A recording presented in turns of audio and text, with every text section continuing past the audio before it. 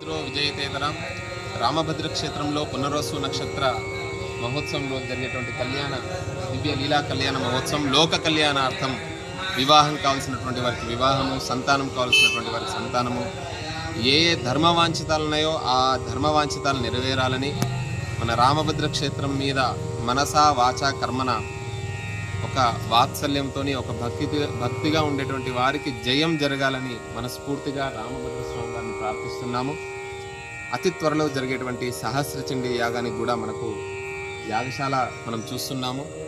యాగశాల ఒకటే కాదు, అనేక నవచండీలు, శతచండీలు దేవాలయం ప్రతిష్ఠ అయినప్పటి నుండి కూడా అనేక నవచండీ కార్యక్రమాలు, శతచండీ కార్యక్రమాలు ఎంతోమంది మహనీయులు చేయడం జరిగింది. శతచండీలు కానివ్వండి, రేపు ఆ సంకల్పంగానే మనము నవచండీ యాగాన్ని చేస్తున్నాం. పుష్యార్క యోగం రోజు అందరికీ కూడా సాదర స్వాగతాన్ని తెలుపుతున్నాం. సహస్రచండీ యాగ సంకల్పంగా జరిగేటువంటి నవచండీ యాగానికి, రేపు జరిగేటువంటి యాగానికి సాదర స్వాగతం. జై శ్రీరామ్. లోక కళ్యాణార్థం లోక ఈ నవచండీ అతి త్వరలో జరిగేటువంటి సహస్రచండీ యాగం వైభవం